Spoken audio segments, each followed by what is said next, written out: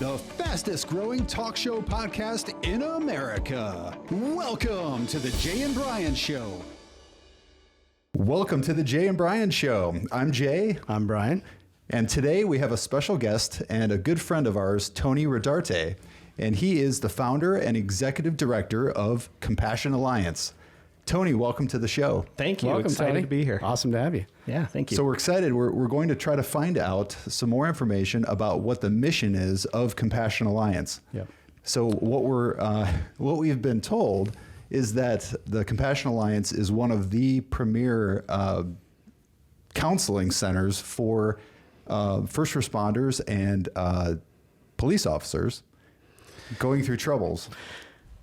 Yeah, I mean, we really want to dive into this with you, Tony, because we had lunch with Tony before the show, and I obviously know, not surprised at all to hear that police officers and first responders do definitely struggle with mental health issues all the time they are on the job, what they see on the job. The one thing I wasn't really aware of was the stigma inside some agencies, and plenty of agencies I think probably do work well with their people, but it's hard for people to reach out to and find help sometimes within. Right. And you said it really well. Some agencies are great, some agencies are not. And I think it's really important just to set the stage for you guys. We advocate for first responders. Like, that's why we're here. That's why we exist. And you talked about breaking the stigma. That's part of it. I came from a major metropolitan agency. I retired from the sheriff's office here locally, Maricopa County. Great organization, but I was impacted by the job. And so we've created our nonprofit, the Compassion Alliance, to just create a safe place for men and women to reach out.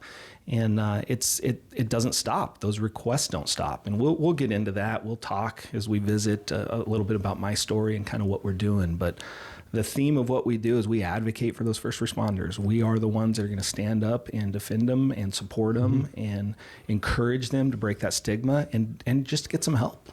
That's awesome. Yeah, they really need to be supported, especially in this day and age where it's hard to find widespread support for first responders. Right. And I personally think, I really do, and I don't just say this, I mean this, I think the silent majority supports first responders. Yeah. I really do. We hear the vocal minority, and sometimes we get caught up in that. But I really think in general, the vast majority of our communities support first responders. Yeah. We need them. I agree. Yeah. We need them. I think we agree on that too. Yeah. Yeah. And it's not just police. I mean, when we're talking first responders, it's, EMS, it's fire, it's police. We need them all. Yep. We need them all. And so you spent 20 years in the Maricopa County Sheriff's Department, and you were a detective in the department. Yeah, so I retired several years ago. I did total 20 years Arizona law enforcement. I spent my last decade in the homicide unit for Maricopa County. And I think this is really important to know, especially coming from the experiences that you've seen and just witnessed. It's impossible to erase what you've seen and what you've heard. Can't be done. And what you've experienced in your career. So why don't you tell us a little bit more about that and how that has impacted your decision to move forward with this nonprofit to be able to really help these people that are in desperate need? So the first thing I'll share with you is you probably don't realize how violent the world is that we live in. And I think the general public probably doesn't know that. But there's evil lurking around the corner in every facet of society. There just is. So the need for first responders, the need for police is massive. It's relevant. In that environment that I was in, it's like, every single day you're living the absolute worst life in the history of that family. Like they're not prepared to deal with the death of a loved one. Nobody is, for the most part. Yeah. And it's just like Groundhog Day, and it just happens over and over and over. And you can only see so many images. You can only be impacted by so many horrific investigations and scenes and have it not take some type of toll. It doesn't have to be bad. It doesn't have to be debilitating. But for me, I let it go too long without seeking some assistance. And I elected to retire out of that unit, hit my 20 years, retired, and then I went and got help outside of that. And that's our goal now. We want to change that. We want to change that stigma. We want to say it's okay to not be okay. It's okay to be impacted. What a first responder does is not normal. It's just not normal. Some of those calls for service, the adrenaline rushes, the acts of violence, everything that takes place, it's going to take its toll after, so many years. And so we want to change that stigma associated with it. And we want to have those conversations. Okay. So you decided that you could really, maybe get to the point where you could really get help, where you could actually seek that help. But was it only after you had retired? Yeah. Or was it just leading up to when you retired? So like for how me, long? For me, my story was I elected to get help after I retired. Okay. And the sheriff's office probably would have been great. I don't know. I didn't ask for help. I didn't go down that road. I chose to get help once I retired.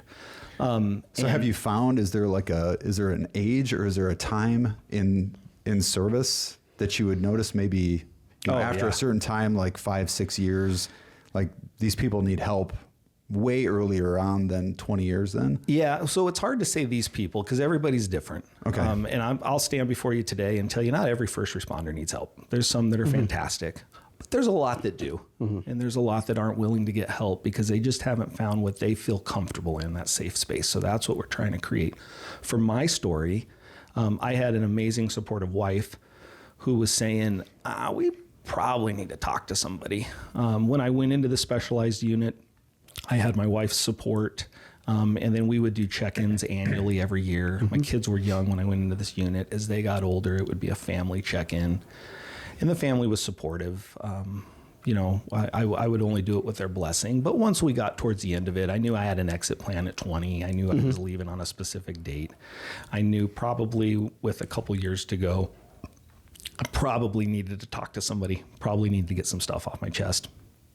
Again, Do you feel like it's more intensified being that you were as a detective? Do you feel like that's more intensified than it would be?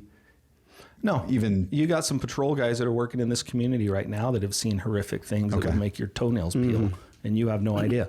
So I don't think it's specific to homicide. Okay. I think, now, for my story, there were some pretty specific images, and I'll be clear, I'm not going to share those with you because I'm not going to put that trauma in your brains. But there were some images that I had that I just processed a little bit too long and really didn't have the tools to effectively process that.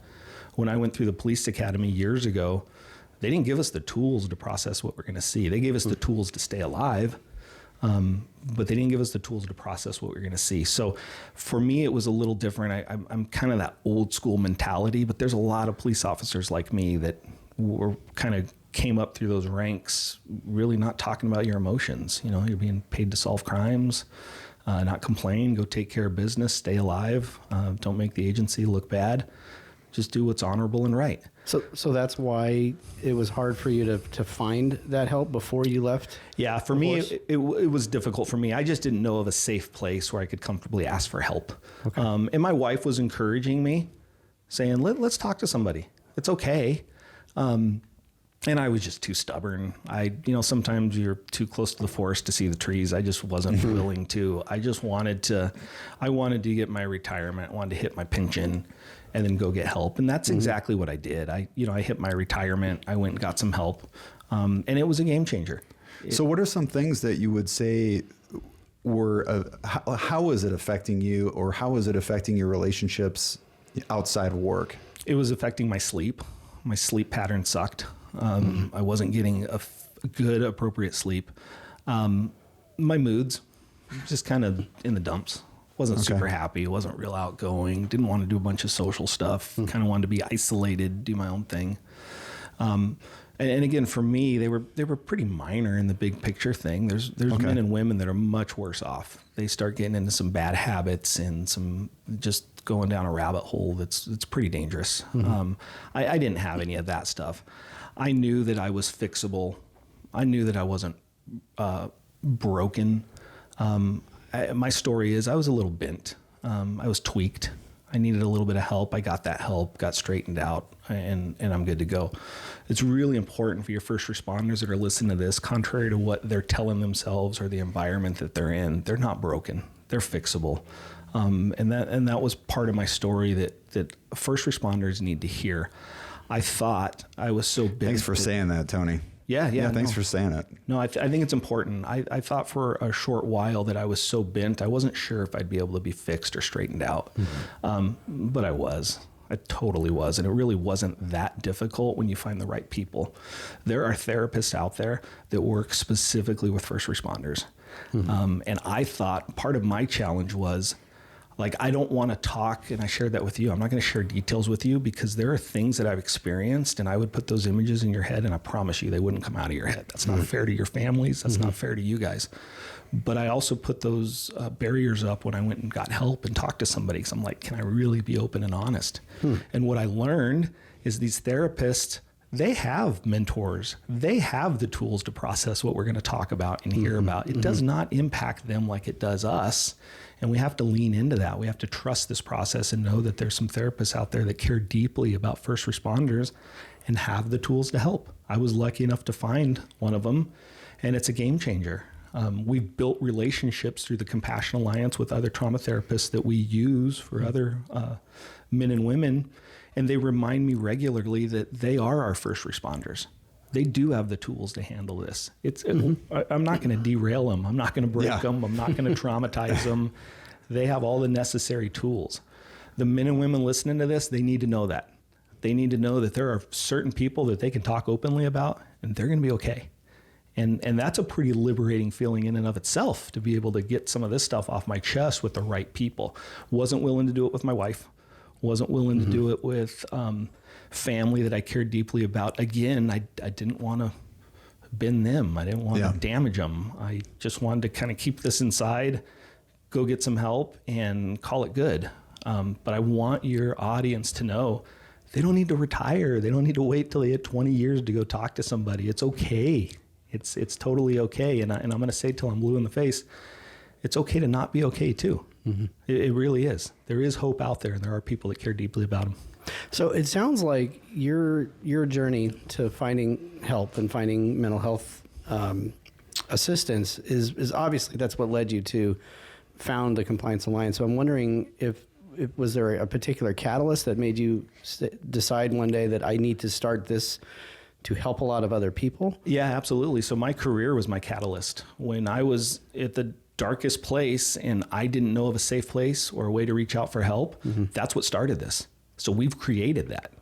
We've created a safe place for men and women to reach out and know that they're going to be validated. We're going to take care of them. We're going to cover them financially on the trauma therapy, and we're going to reassure them that they matter to us. And we just want them to go get help. And we just do it quietly in the background. Like, this isn't about us. That was my next question is how do you connect first responders to the help? Yeah, so we have those relationships already in place. When a first responder reaches out through our website, and I encourage everybody to do it through the website, we have the checks and balances in place already when they make the notification. It's important for us to make a touch within that same day. When a first responder is ready to get help, they're ready to get help. Yeah. We're not going to put them on ice for 7 days. We're not going to wait 3 days to get back to them. We're going to get back to them that same day is the goal. If they're reaching out to us from a community, a state where we already have a relationship established, I'm going to ask them for 24 hours to get them placed. Of the facilities we have, let me find availability. If they're reaching out from a state that we don't have anybody established, I'm going to ask for 3 days. And then within those 3 days, we're going to go to fight for them. We're going to go to battle. Awesome. We're going to find a therapist. I'm going to negotiate my pricing. I'm going to negotiate my terms. I'm going to do everything on their behalf so that they know help's coming. They need to just relax and take a couple deep breaths and know that the cavalry is coming to support them. But we throw that on our shoulders. And how are they responding to that so far? Positively. I mean, we're coming alongside them saying, you matter to us. We care deeply about you. Thank you for trusting us. And so I take that trust very seriously. And so for anybody that's listening or watching this show, one thing to know is that the Compassion Alliance is not just in Arizona. So this is a national program. Yeah. For first responders to be able to reach out at any time. In order to get the help. Yeah, and we our goal, most of the time the first responders want therapy in person. We have an online platform we can funnel them into. We use that as a backup. Most of the time we can find them somebody in their state. If we can't, we have this online platform. But yeah, we're not restricted to Arizona. Texas is our biggest state. We help more first responders in Texas than we do any other state. Arizona is a big one. We help a lot in Arizona, but we're helping first responders in multiple states. We have men and women, police, fire, EMS, dispatchers, and spouses. We have spouses in therapy Dispatchers too. Yeah. Wow. And spouses. And when you think about it, a dispatcher is ultimately the first responder, the first, like the front line. first responder. They're answering those calls. They're staying on the call. They're hearing the trauma going on in the background. They're kicking out the information for the hot traffic when officers are responding, when fire staging. They are the first ones hearing that, and then they kind of get forgotten about. Well, they're not going to get forgotten about with us. So it's really important that we lean into those dispatchers and they know that they have value and that we care about them. Spouses too. So spouses and retirees, both are forgotten people classes. Like guys retire, they're no longer covered by their agency. They're have trauma that they're taking from that, and they still don't have those tools. And so we're leaning into those folks too. We've had, it's just been, it's heartbreaking and humbling at the same time to be able to help these retirees and the spouses. I mentioned this when we started. There's some first responders that are never going to get help, but we are ruining a whole lot of marriages because of that. And so we are leaning into those spouses, saying, you matter to us. Let us support you. Let us get you some help. And we're doing it. And so you go ahead. I just was going to ask, how many calls does the Compliance Alliance get on a daily or weekly basis? Do you have an idea? Yeah. So the requests never stop. So I got an email coming in here for some firefighters out of state that need some assistance. I got one yesterday for a police officer out of state. Last year we helped about 75 total throughout the country. This year we've already done half that volume in a shorter amount of time. Every year we get more and more because the momentum is picking up. More and more people are hearing about us. And I asked that question because I want our listeners to understand how big this issue is and how widespread the challenge is. It's important that the community knows, right? That the community can rally around and support an effort like yours and support our law enforcement in general, but especially organizations like yours that can help these folks get the help they need. Yeah, we're blessed to be in Gilbert, Arizona talking right now, but this is not a Gilbert and Arizona exclusive issue. Right. This happens all over the country. And there is no other nonprofit doing what we're doing on this national level. Quite frankly. And you had mentioned that, Tony, you mentioned that at lunch, that you guys are literally saving lives. We are saving lives and we are saving marriages, and I don't say that lightly. That's awesome. I do not say that lightly. There are other nonprofits that are doing great work, and I'm optimistic somewhere out there's probably somebody doing what we're doing at the level we are. I haven't found them yet. I'd love to find them. I'd love to lock arms with them. I believe in collaboration. This is everything that I'm going to talk to you about. This isn't about Tony. And this isn't about the Compassion Alliance. This is about the first responders that are wearing those burdens every single day and dealing with that trauma on their own terms. And I believe in collaborating with other like-minded organizations that care deeply about those first responders, whether it's therapists, whether it's talk show hosts, whether it's podcasts. Everything that I do that I'm going to be associated with is going to put the first responder at the centerpiece. And if that entity or that organization is not willing to do it, that's not one we're willing to lock arms with. And so guys, in the comments, if you have anybody, any connections, any contacts that you could share with us, it would be great. Please let us know so we can get that information to Tony and Compassion Alliance, get everybody connected. And let's talk about that some more. Like, what does Compassion Alliance need? Money, obviously. Every charitable organization needs cash funding, but people-wise, so our biggest concern as the executive director of the Compassion Alliance is money. Okay. It's finances. The resources are there. The requests never stop. Okay. And we kind of glazed over this a little bit too, but you did mention that you guys cover some of the cost of the therapy. Yeah. Right. So, and I think that's probably important to kind of talk about right now. Absolutely. So let's park on that for a little bit. What we're doing right now for every first responder, and when I say first responder, if you think about it, Jay, if you were to call 911 right now in this room, you have an option of really 3 resources that would show up: a fire truck, an ambulance, or a police car. And so that's how we define first responders. And it's not, downplaying correctional officers or other entities, organizations, but that's where our laser focus is. What we are doing is we are paying for now 5 trauma therapy sessions per first responder. We were doing 10. And financially, that's a massive commitment. And because the requests kept coming in and the finances did not, we had to immediately cut that to 5. So right now, moving forward, we're operating on 5 trauma therapy sessions per first responder. Some of them need more than that. And we deal with that as a case by case. Our goal is to not leave anybody behind. So if they need more than that, we're going to lean into that. We're going to offer that support, but we're going to start at the 5 because quite frankly, when we were doing 10, there's some that didn't need 10. Okay. So everybody's a little different and unique, but we have to start somewhere. And so that was the easiest way to kind of stop the bleeding while these massive amount of requests keep coming in. And that buys us time to find the money. I believe in my heart of heart, there's organizations that care deeply about first responders and they know nothing about our organization. And I'm hoping your audience has some of those that value first responders. It doesn't matter if you're in Texas, Florida, Washington, Alaska, you have first responders that need help and we are stepping into that void. Believe you me, this would be a much easier organization to run if we just stayed within the confines of Arizona. It just would be simpler.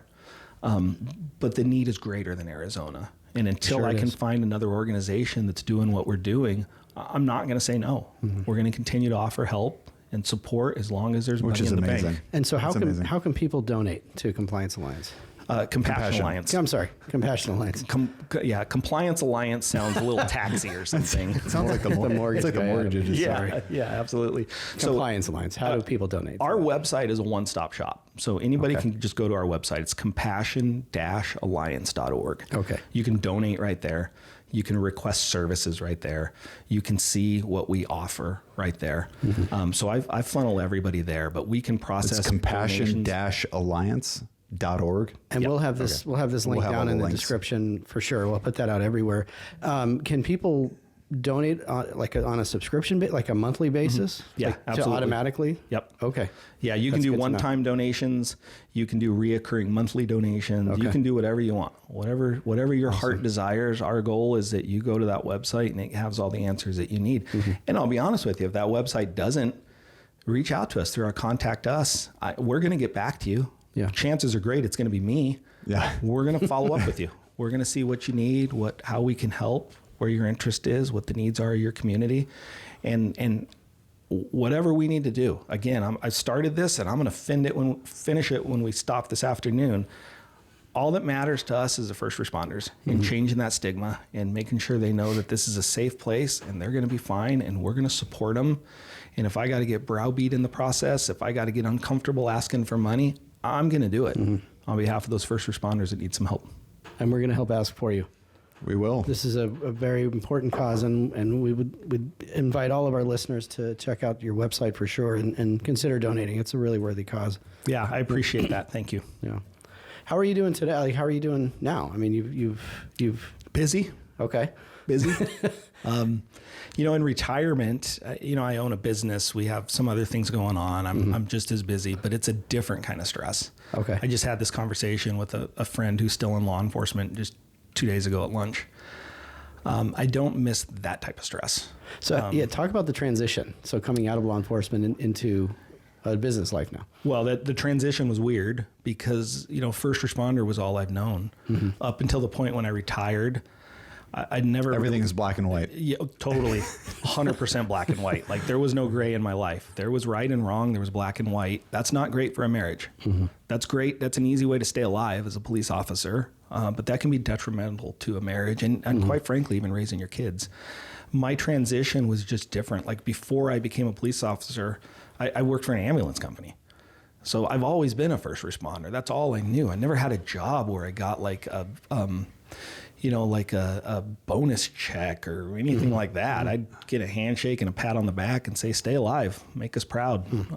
That's just the world I knew. When I retired, it was a different place. I was in a different headspace too, so that didn't help, but it's weird. You go from this position of authority, not in a bad way, but we had a very specific job we were doing. And, I wake up the next day and I'm a civilian and I'm retired and it was a weird place to be in. So I'm also going to forewarn your first responders as they're going through that. That's why we want them to be in a good headspace.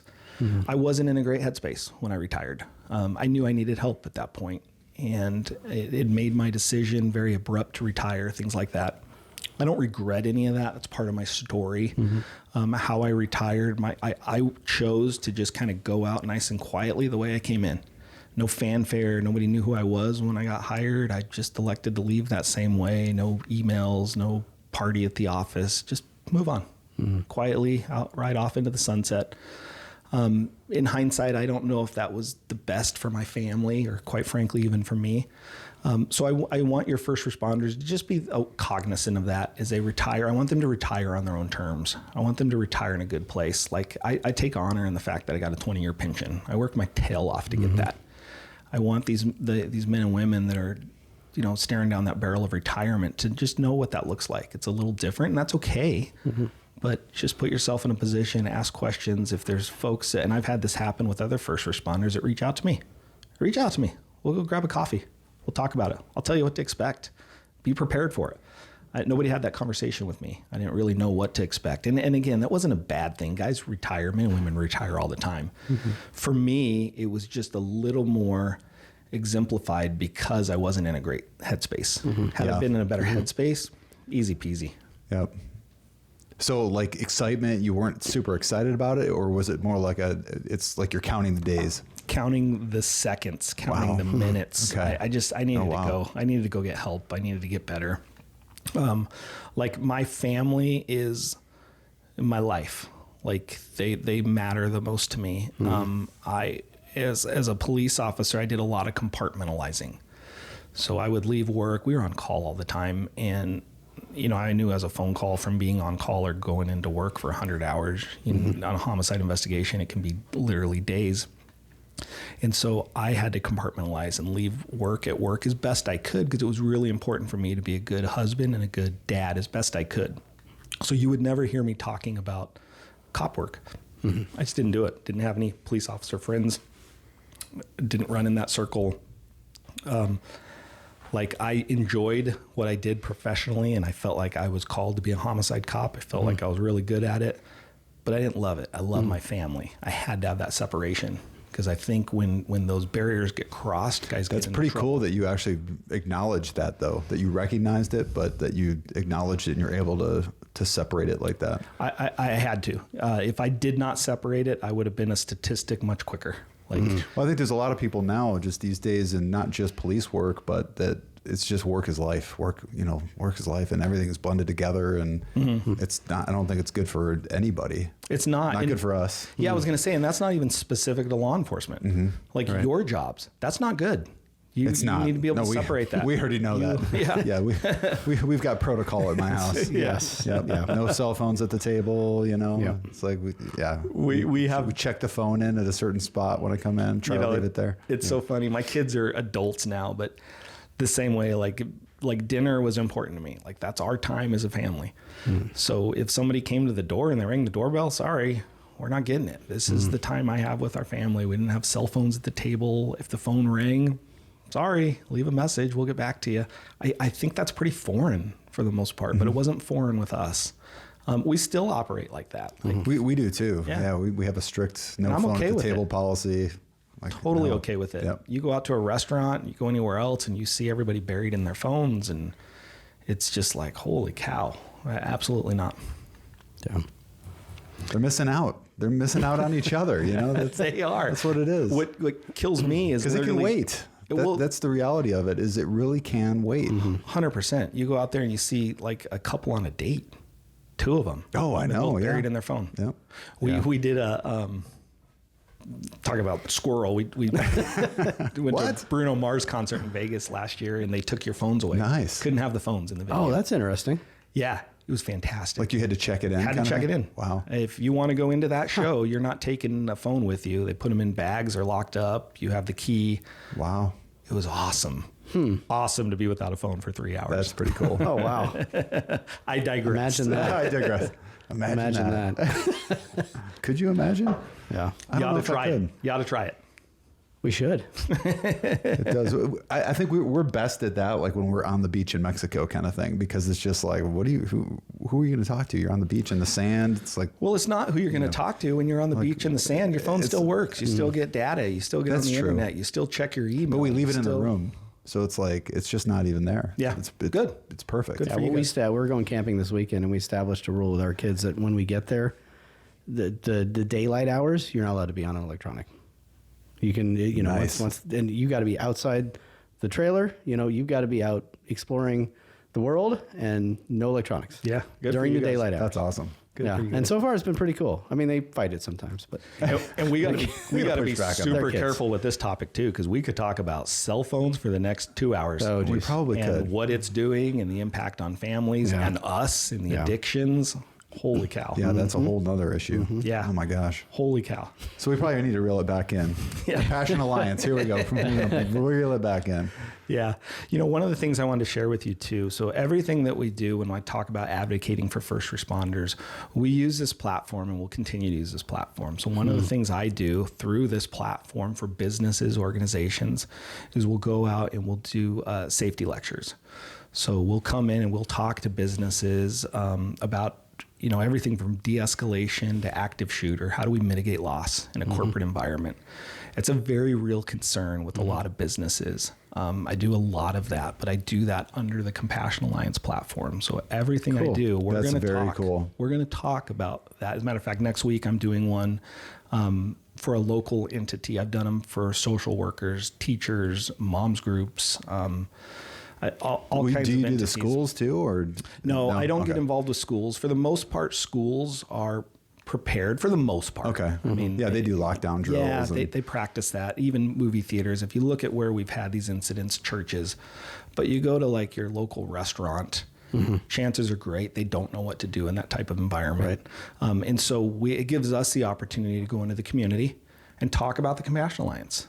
So when I do a 90-minute safety lecture, I'm going to spend the first 10 minutes talking about first responders and the need that we have. And that's the platform we're going to continue to operate on. So whether, no matter what we're doing, we're getting that word out there. Any groups that we talk to, we do these community events at our office here locally, and we'll share with the public everything about the Compassion Alliance. So it gives, and we have first responders, we have chiefs come, battalion chiefs, wives, police, fire. And our goal is to create this safe place where we can have these uncomfortable, awkward conversations, but we're going to do it on our terms. Awesome. And it's going to be pretty cool. led by myself so that we're not putting other first responders in that void area where they got to feel uncomfortable or they got to feel judged or devalued based on talking about emotions.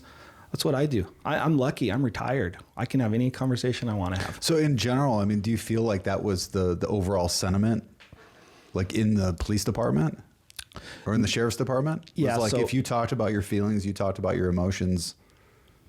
No, that's not cool. So I did at first, but I don't think that's the case. It's Okay. 2023. Okay. The sheriff's office cares deeply It's about just their troops. it's how you felt at the time. Yeah. Okay. There's police departments out here in this metro Phoenix area. They're doing great things for wellness for first responders.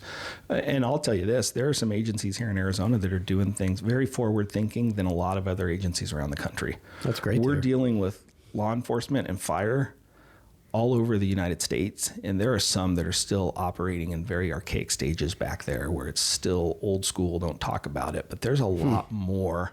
And we're seeing younger troops. We're helping younger troops, guys with, not even a decade on, acknowledging that they need help. That was not me. I thought I Wow. was 10 feet tall and bulletproof until it darn near broke me completely.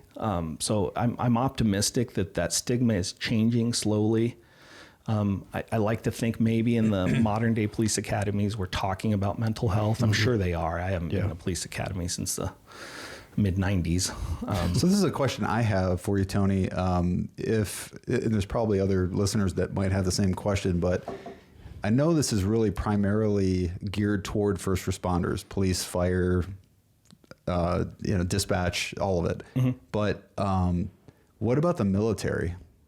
So the military, thankfully, they're addressing it. Maybe Okay. not to the level that they need to, But there's a lot of organizations that are offering assistance to the military, more than you find offering assistance to first responders. Okay. So for us, it's not that we devalue the military, because I'll stand before you and support them till I'm blue in the face. But organizationally, we have to divert our funds to the first responders that are more needed. Okay. And I also, there's a lot of veterans that are now first responders too. So we do help a lot of veterans. Some crossing over there. But they've got to have that direct nexus to being a first responder. For us to get involved organizationally with them. Okay. Thanks for answering that. No, and it's a great question, because it comes up a lot. And I wish our money was unlimited. Yeah. I wish I could help anybody that asked for help. I just can't. We gotta have the laser focus and save our money for the first responders that desperately need it right now. Well, and that's where your heart is. I mean, that's what your profession was. That's what I know. Yeah. That's the world that I lived in for a long time. I know that the need's there. And again, it's not undermining the military. They need the help too. But thankfully there are more organizations that are geared towards military support. And so hopefully those veterans find those organizations. Yeah. Well, it's really awesome that you're working so hard to fill this void, this need. Thank you. And it's been just a pleasure to talk to you about it, and to get to spend time with you over lunch before we had our podcast conversation here was awesome. And I do really hope that enough people hear this message, and we're going to do our part to try to broadcast it, that the community can rally around Compassion Alliance and just get on board with it. And I did have a question on the seminars and the classes that you do. I don't know if that's the right way to term it, but they can, people who are listening who might want to take you up on that can get you through the Compliance Alliance website as well. Compassion Alliance. I could set it again. That's all right. That's why you got me here. It's okay. Compassion Alliance. We're a one-stop shop. Any questions you have, reach out. For the most part, I'm trying to reserve a lot of the safety lectures for our corporate sponsors. Sure. Because those are very time sensitive and consume a lot of the little time that I have. So I'm trying to find, and I'll put this out there too, I'm looking for entities and organizations that want to come alongside us and offer some financial support. And then in return, I'm doing more of them for those types of organizations. The one I'm doing next week is one of our corporate sponsors. They're giving us X amount of money every year. And in turn, I'm leaning into those organizations and trying to make them safer, and really pouring my heart into those specific organizations and mitigating loss and threats and how we can do that. Now, I do it outside of corporate sponsors, but there's only one of me doing this. So I got to be really careful about the time that I commit to it. But basically, anybody that's going to lock arms with us and say, we care deeply about first responders and we're going to put our money where our mouth is. And you're willing to travel for these seminars as well. Okay. Yeah. And most of them we have to travel for. Yeah.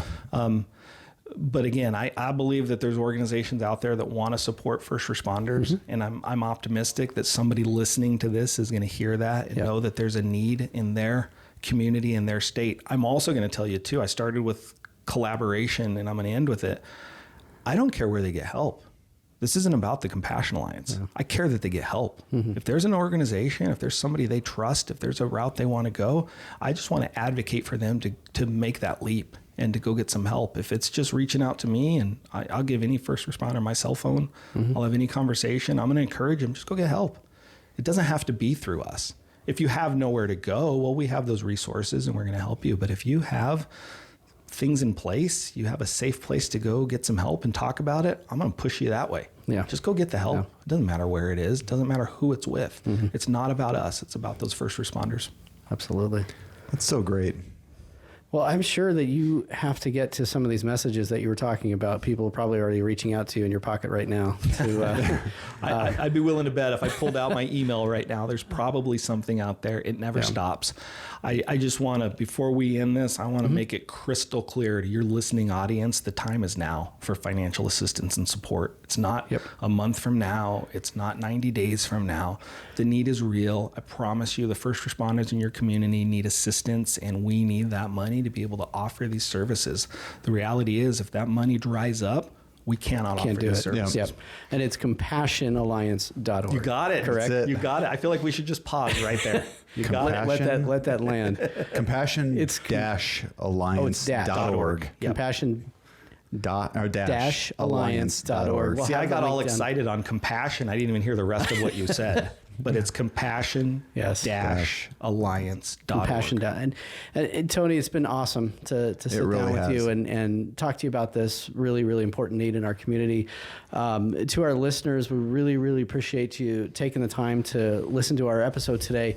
You can definitely help get Tony's organization, Compassion Alliance, and its mission out there more by liking this episode if you're watching on YouTube and subscribing to the channel. It really will help reach a lot more people with this message.